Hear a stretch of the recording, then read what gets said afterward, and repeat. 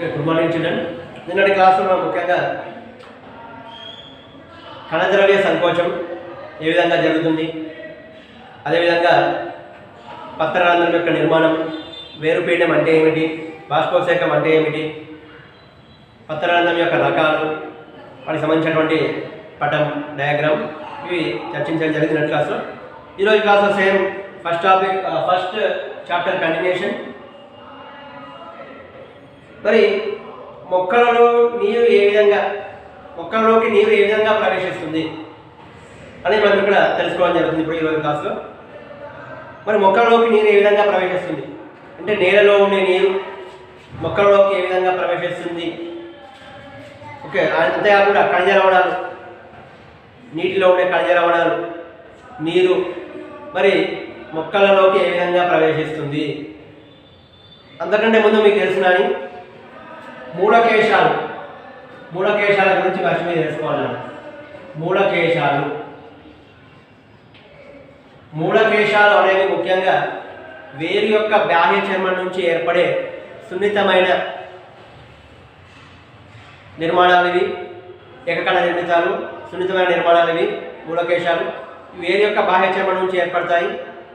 ఇవి నీటిని పీల్చుకునే సామర్థ్యాన్ని పెంచుతాయి. ముఖ్యంగా నేలలో ఉండే నీరు, ఖనిజ లవణాలు విసరణ అనే పద్ధతి ద్వారా మూలకేశాలకు వెళ్తాయి. ఎప్పుడైతే నీరు మూలకేశాలకు వెళ్తుందో ఆ మూలకేశాల నుంచి నీరు వేరులో ఉండే ఇతర భాగాలకు ఏ విధంగా వెళ్తుంది అని మనం చూసినట్లయితే, మూలకేశాల ద్వారా గ్రహించబడినటువంటి నీరు వేరు యొక్క ఇతర భాగాలు ఏవైతే ఉన్నాయో, మరి వేరులో ఉండే ఇతర భాగాలు ఏంటి ఉన్నాయి,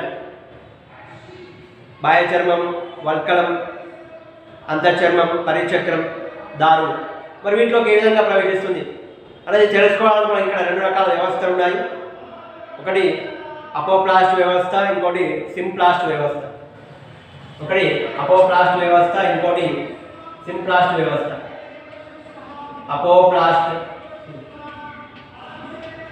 అపోప్లాస్ట్ వ్యవస్థ ఒకటి ఉంది, ఇంకొకటి సింప్లాస్ట్ వ్యవస్థ. Apoplast and symplast. ఈ అపోప్లాస్ట్ అండ్ సింప్లాస్ట్ వ్యవస్థల ద్వారా నీరు ముఖ్యంగా బాహ్య చర్మం, ఇది వేరులో ఉండే బాహ్య చర్మం, వల్కలం,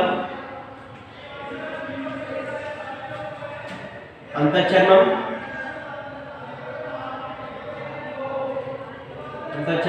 పరిచక్రం,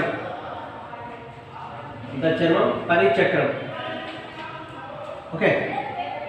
మరి ఈ విధంగా నీరు మూలకేశాల నుంచి నీరు బాహ్య చర్మం, వల్కలం, అంతఃచర్మం, పరిచక్రంలోకి, అక్కడ నుంచి చివరిగా దారులోకి ఏ విధంగా ప్రవేశిస్తుందో తెలుసుకుందాం. ఓకే, అక్కడ నుంచి దారులోకి మరి ఏ విధంగా ప్రవేశిస్తుంది. ముఖ్యంగా మరి ఫస్ట్ అపోప్లాస్ట్ వ్యవస్థ గురించి తెలుసుకుందాం. అపోప్లాస్ట్ వ్యవస్థ అంటే ఏమిటి? అపోప్లాస్ట్ వ్యవస్థ అంటే ముఖ్యంగా అన్ని కణాల యొక్క దగ్గరగా ఉండే అన్ని కణాల యొక్క కణకవచాలు కలిస్తే ఏర్పడే వ్యవస్థలు, అన్ని దగ్గరగా ఉండే కణాల యొక్క కణకవచాలు అన్నీ కలిస్తే ఏర్పడే వ్యవస్థను మనం అపోప్లాస్ట్ వ్యవస్థగా చెప్పుకోవచ్చు. కణాల యొక్క కణకవచాలు అన్నీ కలిస్తే ఏర్పడే వ్యవస్థని మనం ఇక్కడ అపోప్లాస్ట్ వ్యవస్థగా చెప్పుకోవచ్చు. ఓకే, మరి ఇందులో ఈ అపోప్లాస్ట్ వ్యవస్థ అనేది ముఖ్యంగా అవిచ్ఛిన్నంగా ఉంటుంది. ఒక్క అంతఃచర్మం దగ్గర మాత్రం ఇక్కడ అపోప్లాస్ట్ వ్యవస్థ మనకు కనిపించదు. ఎందుకంటే ఈ అంతఃచర్మం మనకి ఇక్కడ కాస్పేరియన్ పట్టీలు ఉన్నాయి. కాస్పేరియన్ అంతఃచర్మంలో మనకి ఇక్కడ ఏమున్నాయంటే కాస్పేరియన్ పట్టీలు ఉన్నాయి. కాస్పేరియన్ స్టెప్స్, కాస్పేరియన్ పట్టీలు ఉంటాయి ఇక్కడ. కాస్పేరియన్ పట్టీలు, ఈ కాస్పేరియన్ పట్టీలు ఏం చేస్తాయంటే ఇవి నీటి ప్రవాహాన్ని అడ్డుకుంటాయి. అపోప్లాస్ట్ ద్వారా నీటి ప్రవాహాన్ని అడ్డుకుంటాయి. అంటే ఒక్క ఈ అంతఃచర్మంలో ఉండే కాస్పేరియన్ పట్టీల దగ్గర తప్ప మిగతా అన్నింటిలో మనం చూసినట్లయితే ఉండేది అపోప్లాస్ట్ సిస్టమ్. అంటే అపోప్లాస్ట్ సిస్టమ్ అనేది ఏ విధంగా ఫామ్ అవుతుందంటే దగ్గరగా ఉండే అన్ని కణాల యొక్క కణకవచాలు అన్నీ కలిస్తే ఏర్పడేది. అన్ని కణాల యొక్క కణకవచాలు అన్నీ కలిస్తే ఏర్పడేదే అపోప్లాస్ట్ సిస్టమ్. అన్ని కణకవచాలు అన్నీ కలిస్తే ఏర్పడేది అపోప్లాస్ట్ సిస్టమ్. ఒక్క అంతఃచర్మంలో ఉండే కాస్పేరియన్ పట్టిక దగ్గర తప్ప.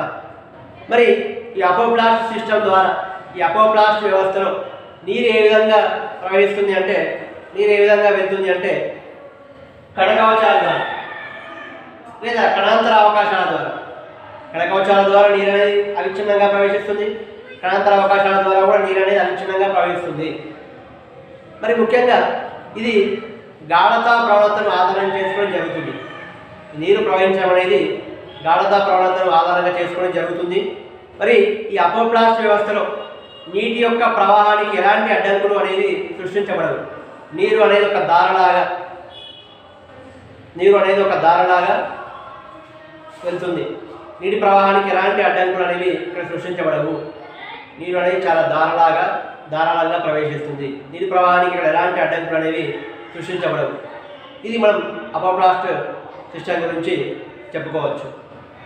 మరి సింప్లాస్ట్ సిస్టమ్ అంటే ఏమిటంటే దగ్గరగా ఉన్న అన్ని కణాల యొక్క కణద్రవ్యం కలిస్తే ఏర్పడేది, అన్ని కణాల కణద్రవ్యం కలిస్తే ఏర్పడే సిస్టమ్ మనం అన్ని కణాల యొక్క కణద్రవ్యాలు అంటే జీవపదార్థం, అన్ని కణాల యొక్క కణద్రవ్యాలు కలిసి ఏర్పడే వ్యవస్థను మనం సింప్లాస్ట్ వ్యవస్థగా చెప్పుకోవచ్చు. అన్ని కణాల యొక్క కణద్రవ్యాలు అన్నీ కలిస్తే ఏర్పడేది, జీవపదార్థం అంతా కలిస్తే ఏర్పడే వ్యవస్థ మనం సింప్లాస్టిక్ వ్యవస్థగా చెప్పుకోవచ్చు. మరి ముఖ్యంగా ఈ సింప్లాస్టిక్ వ్యవస్థ లోపల ఈ ఒక కణం యొక్క జీవపదార్థం ఇంకొక కణం యొక్క జీవపదార్థంతో ఏ విధంగా కలపబడుతుందంటే ఈ కణం ఇది ఈ కణంలో ఉండే జీవపదార్థం ఈ కణంలో ఉండే జీవపదార్థంతో ఏ విధంగా కలపబడుతుందంటే దానికి ప్రత్యేకమైన నిర్మాణాలు ఉంటాయి. ఇప్పుడు ఈ కణంలో ఉండే ఇందులో ఉండే జీవపదార్థం ఇందులో ఉండే జీవపదార్థంతో కనెక్ట్ కావాలి. అంటే ఒక కణంలో ఉండే కణద్రవ్యం ఇంకొక కణంలో ఉండే కణద్రవ్యంతో ఏ విధంగా సంబంధం కలిగి ఉంటుందంటే దానికి ఒక స్పెషల్ ప్రత్యేకమైన నిర్మాణాలు ఉంటాయి. అవేంటంటే కణద్రవ్య బంధాలు. ఈ కణద్రవ్య బంధాల ద్వారా ఒక కణంలో ఉండే జీవపదార్థం ఇంకొక కణంలో ఉండే జీవపదార్థంతో కలిసి ఉంటుంది కణద్రవ్య బంధాల ద్వారా. ఇది సింప్లాస్టిక్ సిస్టమ్ అని చెప్పవచ్చు. సింప్లాస్టిక్ సిస్టంలో ముఖ్యంగా నీరు అనేది జీవపదార్థం ద్వారా ప్రవేశిస్తుంది. మరి ఒక కణంలో నుంచి ఇంకో కణంలోకి నీరు ఏ విధంగా ప్రవేశిస్తుంది అంటే జీవపదార్థం ద్వారా, ముఖ్యంగా కణద్రవ్య బంధాల ద్వారా ఒక కణంలో ఉండే నీరు ఇంకో కణంలోకి ప్రవేశిస్తుంది జీవపదార్థం ద్వారా. ముఖ్యంగా జీవపదార్థం ద్వారానే నీటి రావడం జరుగుతుంది. మరి ఒక కణంలో ఉండే నీరు ఇంకో కణంలో ఉండే అంటే ఒక కణంలో నుంచి ఇంకో కణంలోకి నీరు మరి ఏ విధంగా ప్రవేశిస్తుంది అంటే ఈ కణద్రవ్య బంధాల ద్వారా. ఓకే, ఈ విధంగా మరి ఈ సింప్లాస్టిక్ సిస్టమ్ వ్యవస్థ లోపల నీటి యొక్క వేగం అనేది చాలా తక్కువగా ఉంటుంది. ఎందుకంటే నీరు అనేది కణత్వచాన్ని దాటి ప్రవేశించాల్సి ఉంటుంది కాబట్టి నీటి యొక్క వేగం కొంతవరకు తక్కువగానే ఉంటుంది. ఓకే, మరి ఈ సింప్లాస్టిక్ వ్యవస్థను ముఖ్యంగా ప్రభావితం చేసే ముఖ్యమైనటువంటి అంశం ఏంటంటే కణద్రవ్య వాహనం. ఈ సింప్లాస్టిక్ వ్యవస్థ లోపల ముఖ్యంగా కణద్రవ్యం అనేది ఎక్కువగా భ్రమిస్తుంటుంది, వాహనం చెందుతుంటుంది. కణద్రవ్య వాహనాన్ని మనం చూడవచ్చు. ఇక్కడ కణద్రవ్య వాహనం మనం ఇక్కడ గమనించవచ్చు. కణద్రవ్య వాహనం ఏంటంటే కణద్రవ్యం అనేది ఇక్కడ చలిస్తుంది. కణద్రవ్యం చలించడం ద్వారా నీరు అనేది కణద్రవ్యం ద్వారా ఒక కణంలో నుంచి ఇంకొక కణంలోకి ప్రవేశిస్తుంది. మరి కణద్రవ్య వాహనాన్ని మనం ఇందులో చూడవచ్చు. ముఖ్యంగా కణద్రవ్య వాహనం గురించి మనకి ఇంకా పూర్తి వివరాలను మనం హైడ్రిల్లా పత్రంలో మనం గమనించవచ్చు. హైడ్రిల్లా పత్రంలో కణద్రవ్య వాహనం అనేది జరుగుతుంది. దీనివల్ల క్లోరోప్లాస్ట్ అనేది ఒక ప్రదేశం నుంచి ఇంకో ప్రదేశంలోకి మూవ్ అవ్వడం జరుగుతుంది. కణద్రవ్య వాహనం ద్వారా ముఖ్యంగా క్లోరోప్లాస్ట్ హరితరేణువులు అనేది మొత్తం భ్రమణం చెందడాన్ని మనం గమనించవచ్చు. ముఖ్యంగా హైడ్రిల్లా పత్రంలో కణద్రవ్య వాహనం ద్వారా అనేది కణద్రవ్యం జీవపదార్థం అనేది భ్రమించడం. మరి ఇక్కడ హైడ్రిల్లా పత్రంలో జీవపదార్థం అనేది భ్రమణం చెందడం వల్ల అందులో ఏమవుతుందంటే హరితరేణువులు కూడా ఒక చోటు నుంచి ఇంకో చోటు భ్రమణం చెందడాన్ని మనం గమనించవచ్చు. ఓకేనా, ఇది కణద్రవ్య వాహనం ద్వారా ఈ సింప్లాస్టిక్ సిస్టమ్ అంతా కూడా జరుగుతుంది. అంటే జీవపదార్థం అనేది ఇక్కడ భ్రమిస్తుంది. ఇది సింప్లాస్టిక్ సిస్టమ్ గురించి మనం డీటెయిల్గా చెప్పుకోవచ్చు. మరి దాదాపుగా వేరులో ఉండే అన్ని భాగాలకు నీరు అనేది అపోప్లాస్టిక్ వ్యవస్థ ద్వారానే ప్రయాణిస్తుంది. అంటే మూలకేశాల నుంచి నీరు బాహ్య చర్మంలోకి వస్తుంది. ఇక్కడ వల్కల కణాలు చాలా వదులుగా ఉంటాయి కాబట్టి వల్కలంలో నీటి ప్రవాహానికి ఎలాంటి అడ్డంకులు ఏర్పడవు. వల్కలం నుంచి నీరు మిగతా అంతఃచర్మంలోకి రావాలి. మరి ఇక్కడే ఉన్నదంత ప్రాబ్లం. అంతఃచర్మం దగ్గర ముఖ్యంగా సుబరిన్తో తయారైనటువంటి సుబరిన్ మాత్రికతో తయారైనటువంటి కాస్పేరియన్ పట్టీలు అనేవి ఇక్కడ ఉంటాయి. అంతఃచర్మం లోపల కాస్పేరియన్ పట్టీలు ఉంటాయి. ఈ కాస్పేరియన్ పట్టీలు అనేవి నీటికి అపారగమ్యతను కలిగి ఉంటాయి. నీటిని ప్రవహించనీయవు. అపోప్లాస్ట్ ద్వారా నీటిని ప్రవేశించనీయవు. దాదాపు ఇక్కడ నుంచి బాహ్య చర్మం నుంచి వల్కలం నుంచి నీరు అనేది కణకవచాల ద్వారా అపోప్లాస్ట్ సిస్టమ్ ద్వారా వస్తుంది. ఎప్పుడైతే ఈ అంతఃచర్మంలోకి వస్తుంది ఇక్కడ కాస్పేరియన్ పట్టీలు ఉన్నాయి. సుబరిన్ అనేటటువంటి కార్బోహైడ్రేట్తో తయారు చేసినటువంటి సుబరిన్తో తయారు చేసినటువంటి కాస్పేరియన్ పట్టీలు ఉంటాయి. ఇవి నీటికి అపారగమ్యతను చూపిస్తాయి. నీటి ప్రవాహాన్ని అడ్డుకుంటాయి. నీటిని ప్రవహించలేవు. మరి ఇక్కడ ఏం జరుగుతుందంటే ఈ నీరు అనేది ఈ కాస్పేరియన్ పట్టీల దగ్గరికి వచ్చేసరికి సింప్లాస్ట్ సిస్టమ్ ద్వారా ప్రవేశిస్తుంది. అంటే నీరు అనేది ఇక్కడ కణకవచాల ద్వారా ప్రవహించదు. కణకవచాల ద్వారా ప్రవహించాలంటే కాస్పేరియన్ పట్టీలు ఉన్నాయి, అవి అలవయ్యవు. కాబట్టి నీరు అనేది ఇక్కడ దానికి దిశను మార్చుకుంటుంది. ఇక్కడ నీరు అనేది ఇక్కడ సింప్లాస్టిక్ సిస్టమ్ ద్వారా అంటే జీవపదార్థం ద్వారా ప్రవేశించి చివరికి కణత్వచాన్ని దాటి చివరికి దారులోకి ప్రవేశిస్తుంది. ఈ విధంగా నీటి ప్రవాహం అనేది జరుగుతుంది. అంటే ముఖ్యంగా అంతఃచర్మం దగ్గర నీటి ప్రవాహం అనేది ఎట్లా జరుగుతుందంటే సింప్లాస్టిక్ పద్ధతిలో జరుగుతుంది. ఎందుకంటే అంతఃచర్మంలో ఇక్కడ కాస్పేరియన్ పట్టీలు ఉన్నాయి కాబట్టి నీరు అనేది కణకవచం ద్వారా ప్రయాణించడానికి బదులుగా జీవపదార్థం కణద్రవ్యం ద్వారా ప్రవేశించి చివరకు కణత్వచాన్ని దాటి దారు కణలోకి ప్రవేశిస్తుంది. ఈ విధంగా నీటి యొక్క చలనాన్ని మనం అపోప్లాస్ట్ సింప్లాస్ట్ మెథడ్స్ ద్వారా మనం తెలుసుకోవచ్చు. మరి ముఖ్యంగా మనం చూసినట్లయితే మరి కొన్ని రకాలైనటువంటి శిలీంధ్రాలు మొక్కల యొక్క వేర్లతో సహజీవన సంబంధాన్ని ఏర్పరచుకుంటాయి. అలాంటి సహజీవనాన్ని మనం ఏంటంటే శిలీంద్ర మూలం అంటాం. శిలీంద్ర మూలం అలాంటి సంబంధాలు ఏమంటే శిలీంద్ర మూలం అంటాం. శిలీంద్ర మూలాలు చూసినట్లయితే ముఖ్యంగా ఏముంటాయి అంటే శిలీంధ్రాలు మరియు మొక్కల యొక్క వేర్లు ఈ రెండు సహజీవనాన్ని సాగిస్తాయి. మరి ఈ సహజీవనం వల్ల మరి మొక్కల యొక్క వేర్లకు లాభం ఏంటంటే శిలీంధ్రాలు మొక్కల వేర్లు శిలీంధ్రం మరియు మొక్కల యొక్క వేర్లు. మరి వేర్లకు లాభం ఏంటంటే శిలీంధ్రం నీటిని కణజాలాలను వేర్లకు అందిస్తుంది. ఈ వేర్లు శిలీంధ్రానికి ఏమందిస్తాయి అంటే ఈ వేర్లు శిలీంధ్రానికి ముఖ్యంగా నత్తలేని సమయోగ పదార్థాలను అందించడం జరుగుతుంది. అదేవిధంగా షుగర్స్ చక్కెరను అందించడం జరుగుతుంది. అంటే రెండింటి లాభం అంటే శిలీంధ్రం అనేది మొక్కకు నీటిని కణజాలాలను ఇస్తుంది. శిలీంధ్రం అనేది వేర్లకు నీరు కణజాలాలు ఇస్తుంది. వేరు శిలీంధ్రానికి ఏమిస్తుందంటే షుగర్స్ను మరియు నత్రజని సంయోగ పదార్థాలను అందించడం జరుగుతుంది. ఈ రెండు లాభపడతాయి కాబట్టి ఇలాంటి సహజీవనాలు మనం శిలీంద్ర మూలంగా చెప్పుకోవచ్చు. అదేవిధంగా ఇంకా పైనస్లో విత్తనాలు అనేవి శిలీంద్ర మూలం లేని విత్తనాలు మొలకెత్తవడం అదొక విషయం మనకి ఇవ్వడం జరిగింది ఎక్స్ట్రాగా. సో ఇదంతా కూడా మనం చూసినట్లయితే సింప్లాస్టిక్ వ్యవస్థ అపోప్లాస్టిక్ వ్యవస్థ మరి సింప్లాస్టిక్ వ్యవస్థ ద్వారా నీరు ఏ విధంగా ప్రవేశిస్తుంది, అపోప్లాస్టిక్ వ్యవస్థ ద్వారా మరి నీరు ఏ విధంగా ప్రవేశిస్తుందో మనం తెలుసుకున్నాం. ఇంకొకటి మరి వేరు యొక్క మార్గాన్ని మరి వేరు యొక్క గమనాన్ని చూపే ఒక పటం ఇక్కడ మనకి ఇవ్వడం జరిగింది. వేరు యొక్క గమనాన్ని మరి నిర్ధారించినటువంటి ఒక పటం మనం ఇక్కడ చూద్దాం. వేరు యొక్క గమనాన్ని మనం మరి వేరు యొక్క గమనం ఏ విధంగా ఉంటుంది, నీటి యొక్క గమనం మరి వేర్లలో ఏ విధంగా ఉంటుంది, నీటి యొక్క గమనం మరి వేర్లలో ఏ విధంగా ఉంటుంది. ఓకే, బాహ్య చర్మం ఉంటుంది. ఇవన్నీ వల్కల కణాలు చాలా వదులుగా అమరి ఉంటాయి. వల్కల కణాలు అనేవి చాలా వదులుగా అమరి ఉంటాయి. వల్కలం తర్వాత మనకు ఉండేది ఏంటంటే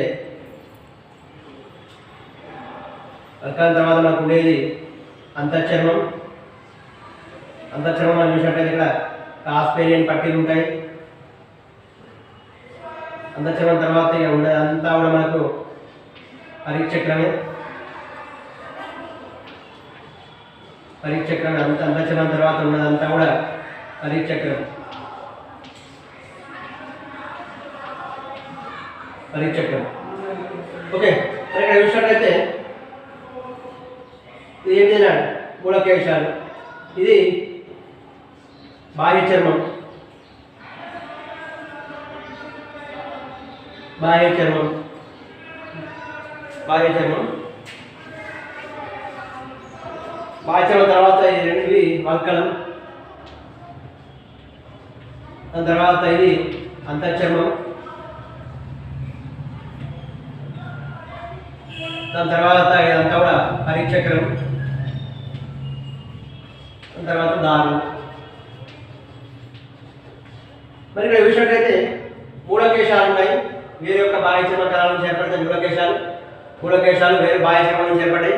మూలకేశం తర్వాత వల్కలం ఉంటుంది. ఇందులో కణాలు చాలా వదులుగా ఉంటాయి. వల్కలం తర్వాత అంతఃచర్మం ఉంటుంది. అంతఃచర్మం తర్వాత పరిచక్రం. దాని తర్వాత దారు పోషకాలు. మరి మూలకేశాల నుంచి నీరు మృతికలో ఉండే నీరు మూలకేశాల్లోకి వెళ్తుంది విసరణ ద్వారా. మూలకేశాల నుంచి బాహ్య చర్మంలోకి వెళ్తుంది. బాహ్య చర్మం నుంచి వల్కలం. వల్కలం నుంచి అంతఃచర్మం. అంతఃచర్మం నుంచి పరిచక్రం నుంచి దారిలోకి వెళ్ళాలి. ఇక మనకి ఇక్కడ మొదట ఏం చెప్పడం జరిగిందండి, అపోప్లాస్టిక్ సిస్టమ్ ఏదైతే ఉందో ఈ అపోప్లాస్టిక్ సిస్టమ్ ద్వారా ముఖ్యంగా నీరు అనేది కణాంతర అవకాశాలు అదేవిధంగా కణకవచాల ద్వారా మాత్రమే ప్రవేశిస్తుంది. ఓకే. అపోప్లాస్ట్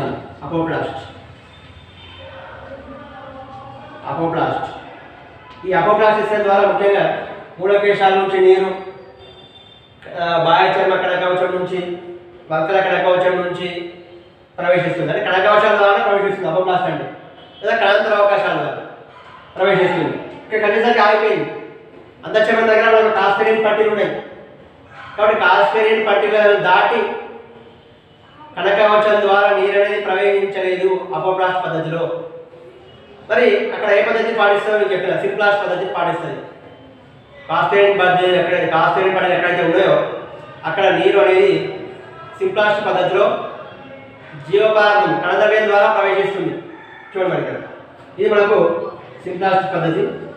నీరు ముఖ్యంగా మనం చూసినట్లయితే ఇందులో జీవపదార్థాల నుంచి కాస్పేరియన్ పట్టీలను దాటి పరిచక్రాన్ని దాటి దానిలోకి వెళ్తుంది. ఇది ఎక్కడ అంటే సింప్లాస్ట్ పద్ధతి. సింప్లాస్ట్ పద్ధతిలో మూలకేశాల నుంచి నీరు బాహ్య చర్మంలో ఉండే కణద్రవ్యం నుంచి లేదా జీవపదార్థం నుంచి వల్కలంలో ఉండే జీవపదార్థం మధ్యలోకి వెళ్ళి చూడండి ఇక్కడ. అదేవిధంగా కాస్పేరియన్ పట్టీల అంతఃచర్మంలో కూడా జీవపదార్థం నుంచి అంతఃచర్మాన్ని దాటి అంతఃచర్మాన్ని కాస్పేరియన్ పట్టీలు ఉన్నప్పటికీ కూడా జీవపదార్థం ద్వారా పరిచక్రం నుంచి దానిలోకి ప్రవేశిస్తుంది నీరు. ఇది నీటి యొక్క గమనాన్ని తెలిపే పటం. సింప్లాస్ట్లో ఏ విధంగా అవుతుంది, అపోప్లాస్ట్లో ఏ విధంగా అవుతుందో మనం ఇక్కడ చూడడం జరిగింది. ఈ విధంగా నీరు అనేది మృతికలో ఉండే నీరు మూలకేశాల నుంచి బాహ్య చర్మం వల్కలం అంతఃచర్మం పరిచక్రం నుంచి దారిలోకి ప్రవేశిస్తుంది. అందులో మనకు సింప్లాస్ట్ అపోప్లాస్ట్ కణకవచాల ద్వారా నీరు ప్రవేశిస్తుంది. సింప్లాస్ట్లో అయితే జీవపదార్థం ద్వారా నీరు ప్రవేశిస్తుంది. సింప్లాస్ట్ ద్వారా మనకు బెనిఫిట్ ఏంటంటే కాస్పేరియన్ పట్టీలు ఉన్నప్పటికీ కూడా అంతఃచర్మంలో ఉండే జీవపదార్థం ద్వారా చివరికి దారిలోకి ప్రవేశిస్తుంది నీరు. మరి అపోప్లాస్ట్ పద్ధతి ద్వారా మనకు ఒక డిఫెక్ట్ ఏంటంటే కాస్పేరియన్ పట్టీలు అంతఃచర్మం దగ్గర మాత్రం అపోప్లాస్ట్ అనేది మనకు ఉపయోగపడదు. ఎందుకంటే అపోప్లాస్ట్ సిస్టమ్ ద్వారా కాస్పేరియన్ పట్టీలను దాటి నీరు అనేది బయటకు ప్రవేశించలేదు. అది విషయాన్ని గుర్తుంచుకున్నట్లయితే వెరీ ఈజీ. ఇది అపోప్లాస్ట్ సింప్లాస్ట్ రిఫ్లెక్షన్స్ డయాగ్రామ్ అంటే గుర్తుంచుకోవాలని. ఓకే. ఇదంతా కూడా బాహ్య చర్మం కణం, వేరే యొక్క బాహ్య చర్మం, తర్వాత వల్కలం అంతఃచర్మం పరిచక్రం దారు కణాలు. ఈ మధ్యలో ఉండే ఇంత చెప్పిన ఒక కణద్రవ్యం ఇంకో కణద్రవ్యంతో ఒక కణంలో ఉండే జీవపదార్థం ఇంకో కణంలో జీవపదార్థంతో సంబంధాన్ని కలిగి ఉంటుంది. అదేం ద్వారా అంటే కణద్రవ్య బంధాల ద్వారా. ఇదేమో కాస్పేరియన్ పట్టీలు, ఇదేమో కణకవచాలు ఇవన్నీ కూడా.